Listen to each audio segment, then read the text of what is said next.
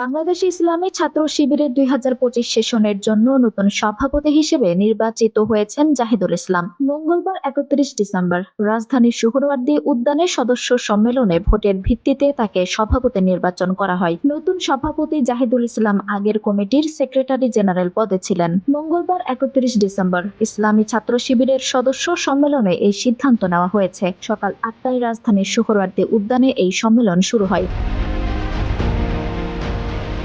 আওয়ামী লীগের ১.৫ দশকের শাসনের অবসানের পর প্রথমবারের মতো রাজধানীর সোহরাওয়ার্দী উদ্যানে প্রকাশ্যে ছাত্র শিবিরের এই সম্মেলন হচ্ছে। সারা দেশের সদস্যরা এতে অংশ নিচ্ছেন। এই সম্মেলনে ২০২৫ সেশনের জন্য নির্বাচিত কেন্দ্রীয় সভাপতির নাম ঘোষণা করা হয়। এর জন্য গত ২৯ ডিসেম্বর সন্ধ্যা ৭টা থেকে গতকাল সোমবার রাত ৯টা পর্যন্ত সদস্যরা অনলাইনে ভোট দিয়েছেন।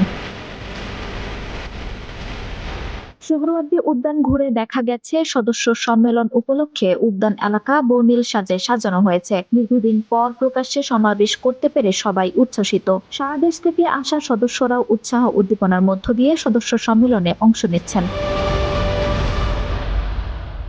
আঞ্জুম হক আরবি, টাইম নিউজ ডেস্ক।